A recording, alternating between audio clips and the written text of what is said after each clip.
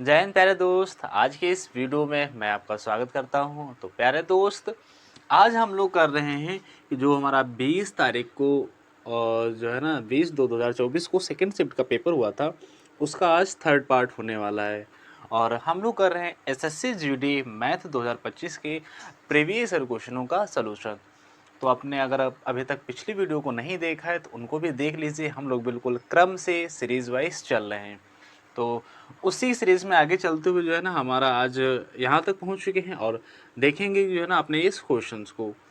और प्यारे दोस्त, अगर वीडियो अच्छे लगते हो तो वीडियो को लाइक करिए और चैनल पर पहली बार है तो चैनल को सब्सक्राइब करिए। तो प्यारे दोस्त, बिना देरी करते हुए शुरू करते हैं अपने क्वेश्चनों को। यहाँ पर एक क्वेश्चन दिया गया है, बड़ी ध्यान से इसको पढ़ेंगे और इसको सॉल्व करेंगे। क्या बता रहा है क्वेश्चन कि यदि x का 45% कॉमा y के 15% के बराबर है तो x अनुपात y कितना है। अब जब भी कभी इस प्रकार के अगर क्वेश्चंस आते हैं तो हमारे जो फ्री के नंबर देके जाते हैं। बिल्कुल ही आसान क्वेश्चंस होते हैं। कैसे करेंगे इन क्वेश्चनों को तो जानेंगे अपनी इस वीडियो में। तो प्यारे दोस्त, सबसे पहले इस क्वेश्चन को सॉल्व करने का तरीका क्या होता है। यहाँ पर लिखा x का 45%, तो सिंपल सा हमको भी लिख देना है x का कितना प्रतिशत, 45%, सिंपल सा। और वो बराबर किसके है, वो बराबर है y के कितने, y के 15% के बराबर है। तो यहाँ पर लिखेंगे 15%। अब 15 एकम 15 और 15 तो यहाँ होता है 45, यानी यहाँ से x मल्टीप्लाई 3 बराबर में y और मल्टीप्लाई में 1 आ गया। अब हमको क्या करना है, x अब इधर से लेकर के आएंगे तो बटे में आ जाएगा y बराबर में, ये गुणे में उधर चला जाएगा बटे में, 1 बटे आ जाएगा कितना, 3। x के सामने 1, y के सामने कितना है, 3। तो इसको ही हम लिख सकते हैं क्या, कि इसको ही हम लिख सकते हैं x अनुपात y।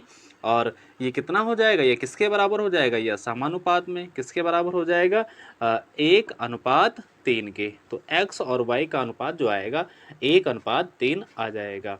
और इस प्रकार से ये हमारा क्वेश्चन सॉल्व हो जाता है। ये एक और प्यारा सा प्रश्न है और ये क्वेश्चन जो है ना हमारा अच्छा सा है।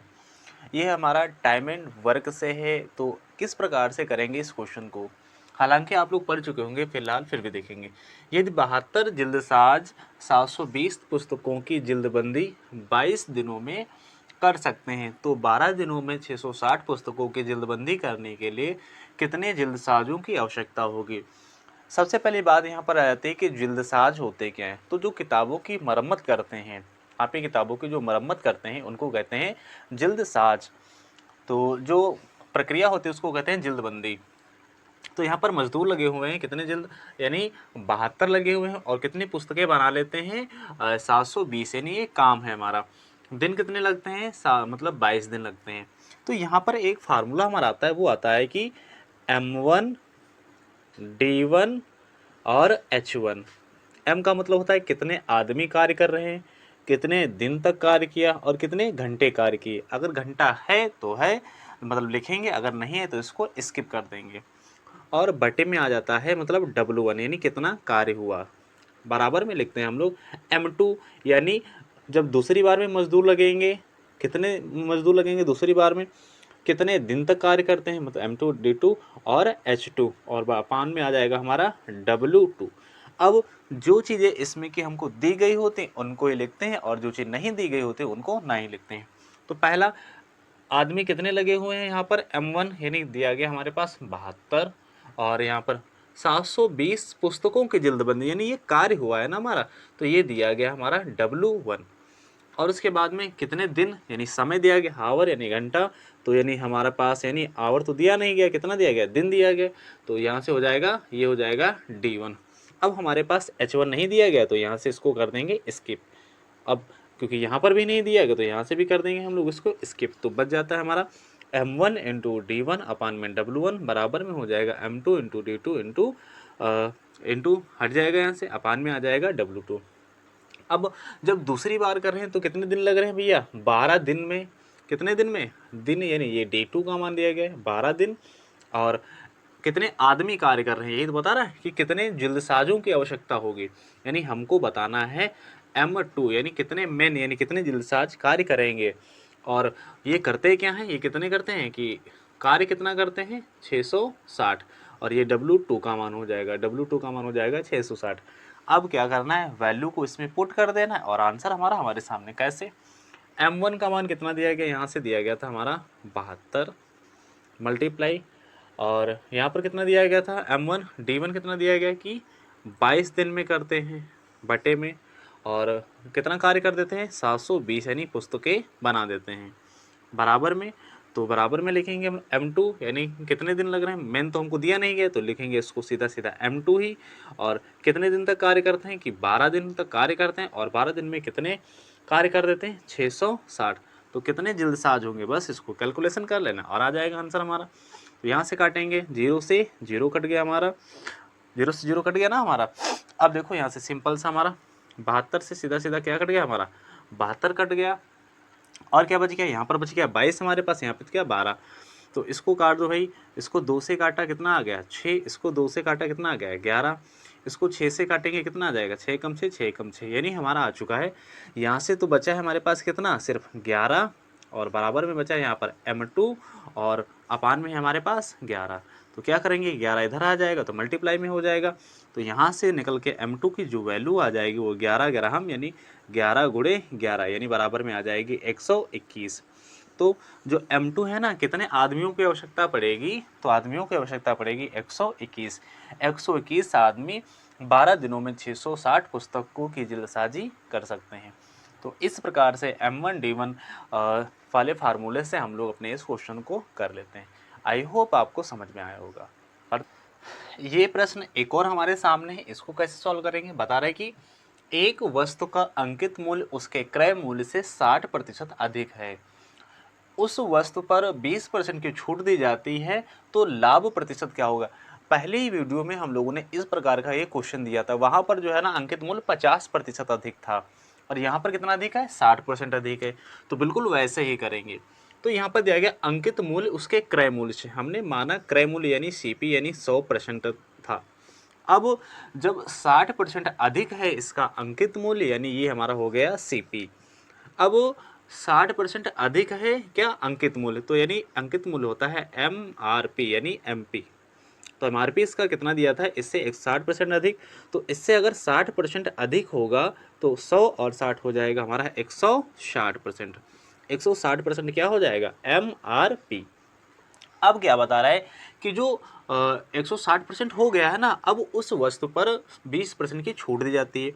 जैसे हम लोग मार्केट जाते हैं तो छूट हमको किस पर मिलती है, जो दुकानदार हमको मूल्य बताता है ना उसी मूल्य पर तो छूट देता है वो, क्या कि जो भैया बताता है इतने के लाए थे इतने के देने इस पर छूट देंगे आपको, नहीं बताएगा कि भैया इतने के लाए थे और इतने % की छूट दी और आपको इतना रुपये पे करना पड़ेगा हमको। तो वैसे ही है कि उसकी लागत लगी थी 100%, उसने अधिक अंकित किया कितना 60% अधिक अंकित किया तो हो गया 160 हमारा। अब क्या करता है वो, जो 160 रुपये का यानी 160% का जो बेच रहा है ना, इस पर छूट दे रहा है कि 20% की। तो यहाँ पर 160 रुपये पर या 160% पर 20% की अगर छूट दे रहा है, कितने की % की छूट दे रहा है 20% की छूट दे रहा है। तो जब 20% की छूट दे रहा है यानी 80% पर बेच रहा होगा। 20% का छूट देने का मतलब है वह उस वस्तु को 80% पर बेच रहा होगा। तो 160 का यानी 80% हम लोग यहाँ से निकाल देंगे। प्रतिशत के लिए आ गया डबल जीरो, 1 0 से 1 0 कैंसिल, 1 0 से 1 0 कैंसिल हो गया, और 16 अट्ठे होता है 128 हमारा, कितना हो जाएगा 128। अब वस्तु खरीदी कितने की थी भैया, उसने खरीदी थी 100 रुपये की। अब जब भी MRP पर छूट मिलती है, MRP पर जब भी छूट मिलती है, छूट देने के बाद में आ जाता है उसका SP। SP होता है विक्रय मूल्य, यानी इस पर छूट दी गई तो इस रुपये पर या इस मूल्य पर वस्तु को बेचा गया होगा ना। तो खरीदी थी 100 रुपये की है 100% की हमारी, बेची कितनी 180%, मतलब कि 128% की। कितने का लाभ हुआ हमारा, सीधा सीधा दिख रहा है 28% का क्या हो गया है लाभ, क्या हो गया है लाभ। तो हम लोग लिख सकते हैं कि 28% का इस क्वेश्चन में लाभ हो गया है। सरल क्वेश्चन है और देखो रिपीट हो चुका है ये हमारा क्वेश्चन, तो रिपीट हमारे क्वेश्चन होते हैं। एक और प्रश्न हमारे सामने है और बहुत ही सरल क्वेश्चन है, इसको भी सॉल्व करेंगे। तो देखेंगे प्यारे दोस्त इसमें कैसे करते हैं। तो ये प्रतिशत का हमारा क्वेश्चन है और प्रतिशत के क्वेश्चन को करने में बड़ा ही मज़ा आता है। आप लोगों को भी आनंद आता होगा, हमको भी बड़ा आनंद आता है जब भी कभी प्रतिशत के क्वेश्चन आ जाते हैं। और ये सेकंडों के क्वेश्चन होते हैं, हमको नंबर जो है ना ज़्यादा दे जाते हैं। बता रहा है कि किसी संख्या के 20% का 25%, हमको नहीं पता कि कौन संख्या है, तो हम लोग मान लेंगे कि संख्या वह क्या है, x है। और इस संख्या का 20%, तो इस संख्या का 20% कितना होगा, हमको नहीं पता कितना होगा। तो 20 और प्रतिशत के लिए क्या लगा दें हम लोग, नीचे डबल जीरो। तो x एक संख्या है, इसका 20% का, फिर से लगा है का 25%, का 25% कितना दिया गया है हमको, हमको दिया गया है, इसका मान दिया गया है 250, यानी 250 दिया गया है। अब हम लोग यहाँ से निकालेंगे x की वैल्यू, और बता रहे हैं जो संख्या हमको प्राप्त होगी ना उसका 35%। अब यहाँ से निकालेंगे x बराबर आ जाएगा हमारा कितना, 250, ये जो बट्टे में है उधर चले जाएंगे गुणे में 100 और गुणे में 100, और नीचे आ जाएगा हमारा कितना, ये 20 और गुणे में आ जाएगा हमारा 25। अब एक बात यहाँ पर देख लो, अब बता रहा है कि उस संख्या का 35% कितना है।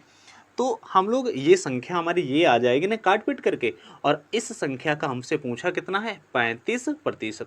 तो हम लोग बार बार काट पीट ना करने से अच्छा है कि एक ही बार एक ही पास काट पीट सारी कर लें। अब क्या करेंगे, ये 100 से ये 100 कैंसिल हो गया हमारा। अब देखेंगे ये 0 से ये 0 कैंसिल हो गया, ये 25 से ये 25 कैंसिल हो गया हमारा। अब बचा कितना है हमारे पास, यहाँ पर बचा है 2, और 2 से काटेंगे यहाँ पर आ जाएगा हमारा 50। अब सिंपल सा x बराबर में कितना बचा है हमारे पास, ऊपर बचा है 50 और यहाँ पर बचा है 35। अब करेंगे 5 से गुणा, 5 पंजे 25, 25 का 5 हासिल में 2, 5 थे 15 और 15 2 होता है 17, और एक ये वाला 0 और ये वाला 0 हो जाएगा। तो उस संख्या का 35% कितना, 35% कितना आ जाएगा हमारा, 1750। तो इस प्रकार से बिल्कुल से सरल तरीके से इजी वे से अपने इस क्वेश्चन को हमने कर लिया। तो प्यारे दोस्त, आपको अच्छे लग रहे होंगे क्वेश्चंस हमारे साथ में, और कमेंट बॉक्स में जो है ना बताइएगा आप ज़रूर कि किस तरह के क्वेश्चंस आपको लग रहे हैं। क्या वाकई मज़ा आ रहा है क्लास में क्वेश्चंस को करने में।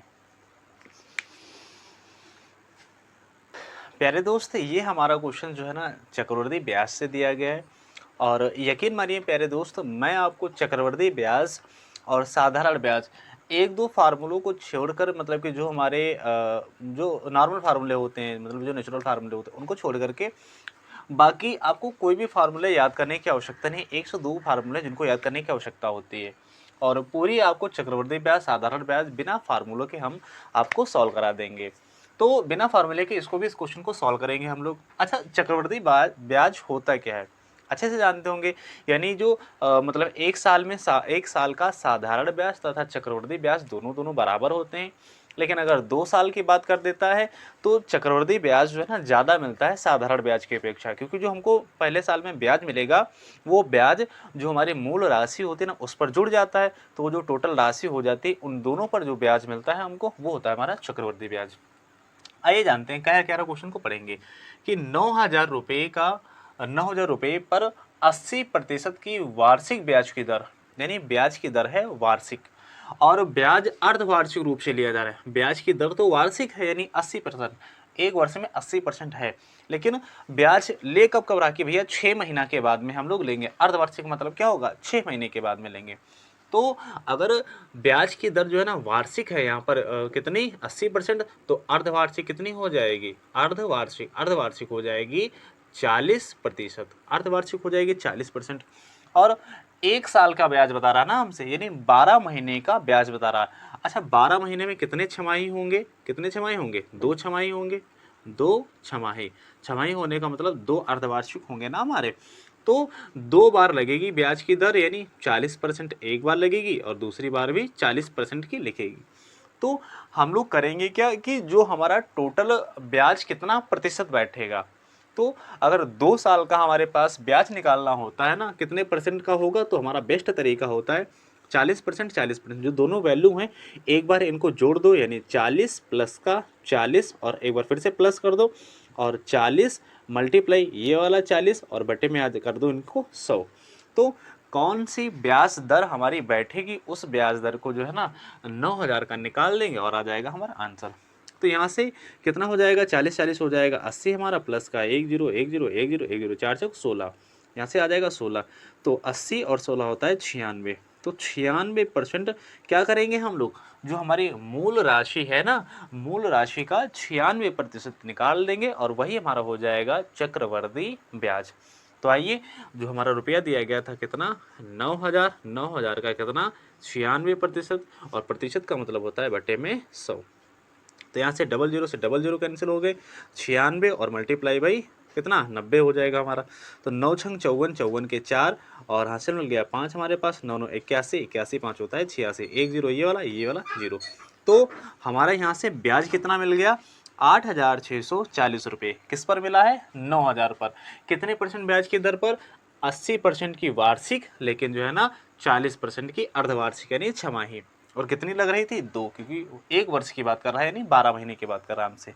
तो इस प्रकार से जो है ना हम लोगों ने टोटल दर निकाल दी कि कितने परसेंट ब्याज निकलेगा हमारा, बनेगा जाकर के, हमने सीधा प्रतिशत में निकाल लिया यहाँ से।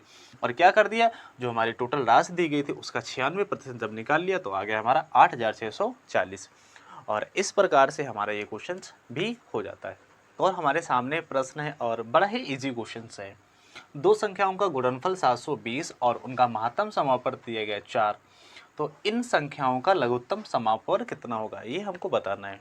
कैसे करते हैं, सबको पता है कि क्या होता है, दोनों संख्याओं का गुणनफल बराबर में होता है लासा गुणे मासा। तो यहाँ पर लिखेंगे दोनों संख्याओं का गुणनफल, दोनों संख्याओं का गुणनफल, दोनों संख्याओं का गुणनफल जो होता है ना, वो दोनों संख्याओं के एलसीएम व एचसीएफ के गुणनफल के बराबर में होता है।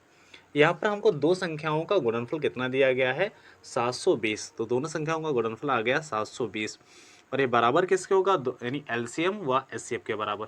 उनका महत्तम समापवर्त, यानी महत्तम होता है हमारा क्या हो जाएगा, ये 4 दिया गया है ना हमारे पास, तो हमको पूछा लघुत्तम यानी लासा पूछा गया है।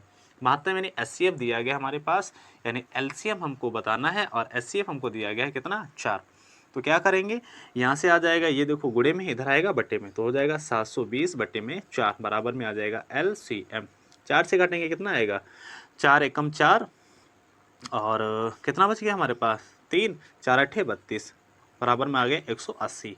तो एलसीएम कितना आ गया हमारा, 180। दो संख्याएं दी गई थी, उनका गुणनफल था 720 और उनका लघुत्तम समापन दिया गया था, मतलब लघुत्तम समापन हमको ज्ञात करना था, उनका महत्तम समापन हमको दिया गया था 4। तो क्या किया हम लोगों ने, 720 गुणे एलसीएम गुणे 4, 4 इधर मल्टीप्लाई कर दिया, काट पीट कर दिया, और आ गया हमारा कितना, 180।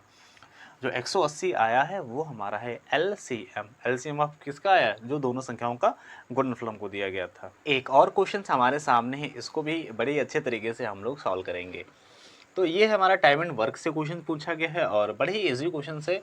स्वप्निल 16 दिनों में एक सोफा बना सकता है, रेवती के साथ मिलकर वह 28/17 दिन में काम को पूरा कर सकता है, यानी सोफा 128/17 दिन में पूरा कर सकता है। तो रेवती अकेली उस कार्य को कितने दिन में पूरा करेगी। तो यहाँ पर बताएगा कि जो है ना, पहले जो है ना कौन कार्य कर रहा है, स्वप्निल काम करता है 16 दिन में। जब स्वप्निल और रेवती मिल जाते हैं तो वो कार्य को 128/17 दिन में कर लेते हैं।